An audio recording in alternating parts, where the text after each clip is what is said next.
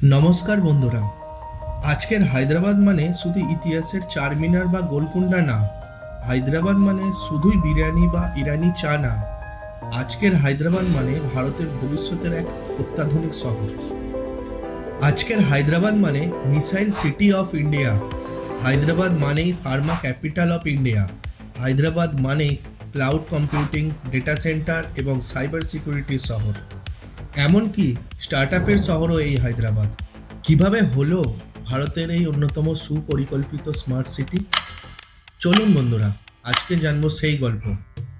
ইতিহাসের পথ ধরে একটু পিছিয়ে যায়। সালটি 1948। ভারতীয় স্বরাষ্ট্রমন্ত্রী সর্দার বল্লভভাই প্যাটেল অপারেশন পোলো নামে সামরিক অভিযানের পর হায়দ্রাবাদে নিজাম আত্মসমর্পণ করেন এবং 26শে জানুয়ারি 1950 সালে ভারতবর্ষের প্রথম প্রজাতন্ত্র দিবসে হায়দ্রাবাদ রাজ্যের প্রথম মুখ্যমন্ত্রী পদে নিযুক্ত হন এম.কে. ভেলোদি। এরপর 1952 সালে হয় হায়দ্রাবাদের প্রথম গণতান্ত্রিক নির্বাচন এবং বুরবুলা রামকৃষ্ণ রাও হন হায়দ্রাবাদের প্রথম নির্বাচিত মুখ্যমন্ত্রী।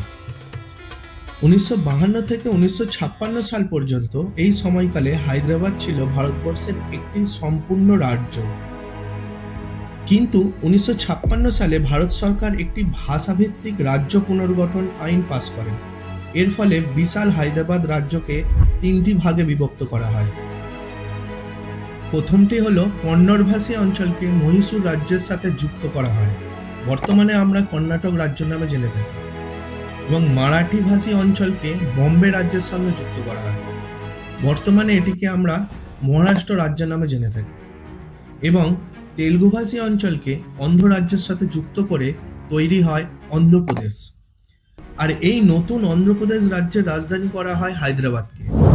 পরবর্তী সময়ে গিয়ে আবারও 1978 সালে প্রশাসনিক কাজের সুবিধার্থে হায়দ্রাবাদকে দুটি ভাগে ভাগ করা হয়, হায়দ্রাবাদ আরবান এবং হায়দ্রাবাদ রুরাল। এই হায়দ্রাবাদ আরবানই বর্তমানে হায়দ্রাবাদ জেলা, এবং হায়দ্রাবাদ রুরাল যা মূলত শহরের চারপাশের গ্রামীণ এলাকা নিয়ে গঠিত হয়, যার নাম পরবর্তীকালে বদলে হয় রাঙ্গারেড্ডি জেলা। আজকের মেগা সিটি হয়ে ওঠার পিছনে 1960-এর দশক থেকেই গুরুত্বপূর্ণ অধ্যায় শুরু হয়ে যায়। 1960-এর দশকে ভারত সরকার পঞ্চবার্ষিকী পরিকল্পনার অধীনে হায়দ্রাবাদকে দেশের অন্যতম প্রধান শিল্প এবং ম্যানুফ্যাকচারিং হাব বানানোর পদক্ষেপ নেয়, এবং ভারতীয় সরকারি কোম্পানি যেমন আইডিপিএল, ইন্ডিয়ান ড্রাগ অ্যান্ড ফার্মাসিউটিক্যাল, যা এশিয়ার অন্যতম বৃহৎ ওষুধ কারখানা স্থাপন করে। পরবর্তী সময়ে আরও বহু বেসরকারি কোম্পানি হায়দ্রাবাদে বিনিয়োগ শুরু করে, যেমন doctor Reddy laboratories, Aurobindo pharma, Divi's laboratories, Bharat বায়োটেকের মতন আন্তর্জাতিক কোম্পানি।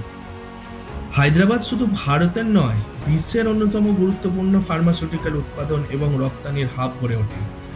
আধুনিক ওষুধ শিল্পের ভিত্তি গড়ে তুলতে আইডিপিএল একটি গুরুত্বপূর্ণ ভূমিকা পালন করে।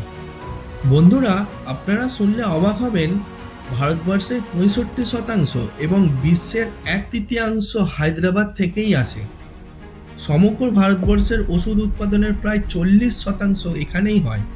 ভারতবর্ষে 3 লক্ষ কোটি টাকার ওষুধ ও ভ্যাকসিন রপ্তানি করে, এর একটা বড় অংশ হায়দ্রাবাদেই উৎপাদন হয়।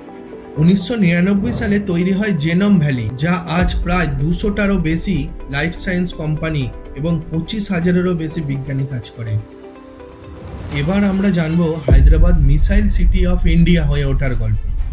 চলুন বন্ধুরা, জেনে নেওয়া যাক এই ডিফেন্স সেক্টরের মূল স্তম্ভগুলো এবং তাদের অবদান। 1960 সালে আসে HAL, হিন্দুস্তান এরোনটিক্স লিমিটেড। 1970 সালে আসে BDL, ভারত ডায়নামিক লিমিটেড, এবং ECIL, electronics corporation of India. এই সমস্ত কোম্পানিগুলো তাদের বিশেষ বিভাগ চালু করে এবং অত্যন্ত জটিল ইলেকট্রনিক্স এবং কমিউনিকেশন সিস্টেম, প্রায় সব মিসাইল, ফাইটার জেট ইত্যাদি সেনা, নৌবাহিনী ও বিমান বাহিনীদের জন্য তৈরি করেন। যে হায়দ্রাবাদকে আমরা আইটি সিটি হিসাবে জেনে থাকি, সেই শহরের ল্যাবেই কিন্তু তৈরি হয়েছিল ভারতের প্রতিরক্ষা ব্যবস্থার মূল ঢাল অগ্নি। এছাড়া আকাশ ও নাগের মতন মিসাইলের গবেষণা এখানেই শুরু হয়। ডক্টর এপিজে আব্দুল কালাম বুনেছিল এই মাটিতেই ভারতের মিসাইল শক্তির স্বপ্ন। হায়দ্রাবাদ শুধু গবেষণা বা কারখানা নয়, এখানে আছে এয়ারফোর্স একাডেমি ও মিলিটারি কলেজ। আধুনিক যুগের চাহিদা মেনেই এই সময় রেলপথ, সড়কপথ, বিমানপথের কাজও দ্রুত গতিতে চলতে শুরু করেছিল। Mahatma Gandhi bus station, Secunderabad railway station এবং বেগমপেট বিমানবন্দরের মতন আন্তর্জাতিক বিমানবন্দরও শুরু হয়। পরবর্তী সময় অতিরিক্ত বিমানবন্দরের চাপ বাড়ার কারণে 1990 সাল থেকেই শহরের বাইরে একটি বিমানবন্দরের কাজ শুরু হয়, যা 2008 সালে শামসাবাদ আন্তর্জাতিক বিমানবন্দর হিসাবে আত্মপ্রকাশ পায়।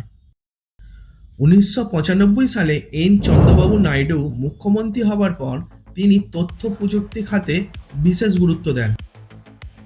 এরপর একে একে বিশ্ববাজারের কোম্পানি মাইক্রোসফট, গুগল, অ্যামাজন, অ্যাপেলের মতো কোম্পানি বৃহৎ ক্যাম্পাস শুরু করে।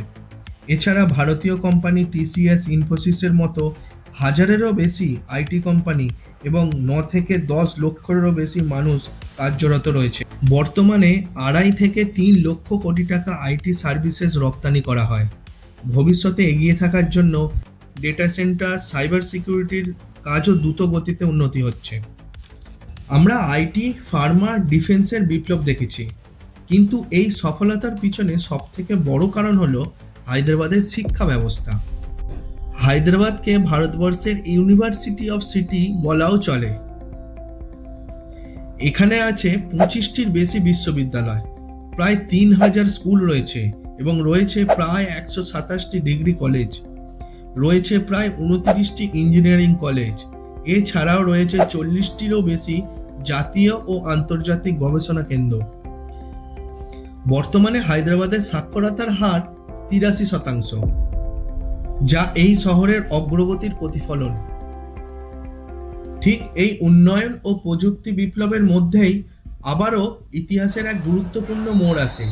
2014 সালে দীর্ঘ আন্দোলনের পর অন্ধ্রপ্রদেশ বিভক্ত হয়ে নতুন রাজ্য তেলেঙ্গানার জন্ম হয়, আর হায়দ্রাবাদ হয়ে ওঠে তেলেঙ্গানার রাজধানী। নতুন রাজ্য গঠনের পর এখানকার সরকার মনে করেন নতুন ব্যবসা শুরু করতে চান এমন তরুণ তরুণীদেরও সুযোগ করে দিতে হবে, এবং সেই লক্ষ্যেই 2015 সালে প্রতিষ্ঠিত হয় টি হাব। টি হাব এমন একটি জায়গা যেখানে নতুন ব্যবসায়ীদের ও বিনিয়োগকারীদের মধ্যে যোগাযোগ স্থাপন করে দেয়। বর্তমানে 2000-এরও বেশি স্টার্ট আপ ইকোসিস্টেমে পরিণত হয়। এমনকি সমগ্র ভারতবর্ষের মোট জিডিপির প্রায় 5% একটি শহর যোগদান করে। এছাড়াও যেখানে ভারতের প্রত্যেক ব্যক্তির মাথাপিছু আয়ের প্রায় 3 গুণ বেশি আয় এই হায়দ্রাবাদ শহরের। তো বন্ধুরা, অতীতের গৌরবকে সঙ্গে নিয়ে ভবিষ্যতের পথে এগিয়ে চলেছে হায়দ্রাবাদ, যেখানে ইতিহাসের ঐতিহ্য আর আধুনিক প্রযুক্তি একই আকাশের নিচে সমস্থান করে। এটাই হায়দ্রাবাদ, একটি শহর যা শুধু মানচিত্রে নয়, ভারতের অগ্রগতির ইতিহাসেও চিরস্থায়ী হয়ে থাকবে।